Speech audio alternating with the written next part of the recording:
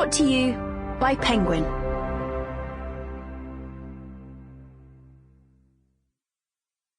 Away with the Penguins by Hazel Prior. Read by Ayoola Smart, Nigel Pilkington and Nicolette Mckenzie. Chapter 1. Veronica. The Balahays, Ayrshire, Scotland, May 2012. I have told Eileen to get rid of all the mirrors. I used to like them, but I certainly don't now. Mirrors are too honest. There is only so much truth a woman can take. Are you sure, Mrs. McCreedy? Her voice implies she knows my mind better than I do. She always does that. It is one of her innumerable annoying habits. Of course I'm sure. She clicks her tongue and tilts her head to one side so that her corkscrew curls brush against her shoulder. It's quite a manoeuvre when you consider the extraordinary width of her neck. Even the lovely one with the gilt edge, the one over the mantelpiece? Yes, even that one, I explain patiently. And all the bathroom mirrors, too? Especially those. The bathroom is the last place I want to look at myself. Whatever you say. This in a tone bordering on impertinence. Eileen comes every day. Her main role is cleaning, but her domestic skills leave much to be desired. She seems to be labouring under the impression that I don't see dirt. Eileen has a limited collection of facial expressions. Cheerful, nosy, busy, nonplussed, and vacant. Now she puts on her busy face. She bumbles around, emitting a semi-musical noise like a bored bee, collecting the mirrors one at a time and stacking them in the hall.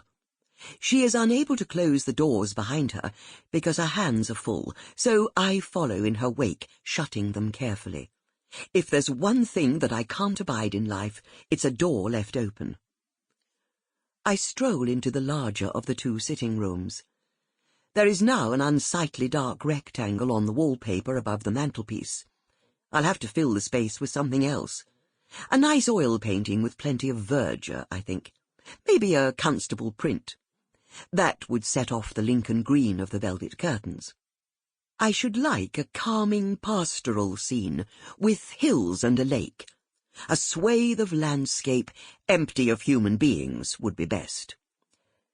There we are then, Mrs. McCreedy. I think that's all of them. At least Eileen refrains from using my Christian name. Most young people these days seem to have abandoned Mr., Mrs. and Miss, which, if you ask me, is a sad reflection on modern society. I addressed Eileen as Mrs. Thompson for the first 6 months she worked for me. I only stopped doing it because she begged me. Please call me Eileen, Mrs. McCreedy. I would be so much happier if you would. Well, please continue to call me Mrs. McCreedy, Eileen, I replied. I would be so much happier if you would. I like the house much better now that it's lost the appalling spectres of Veronica McCreedy taunting me from every corner. Eileen puts her hands on her hips. Well, I'll be putting this lot away, then. I'll bung them in the back room, shall I? There is still some space in there.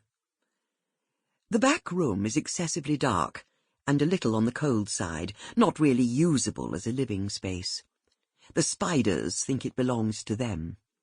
Eileen, in her great wisdom, uses it as a depository for any item I desire to be rid of. She is a firm believer in hoarding everything just in case. She heaves the mirrors across the kitchen. I resist the urge to close the doors as she goes back and forth, knowing this will only make life more difficult for her. I console myself with the thought that they'll all be shut again soon. She is back 5 minutes later. I hope you don't mind me asking, Mrs. McCreedy, but I had to move this out of the way to fit the mirrors in. Do you know what it is? What's in it? Do you want it? I can always ask Doug to take it to the rubbish tip next time he goes.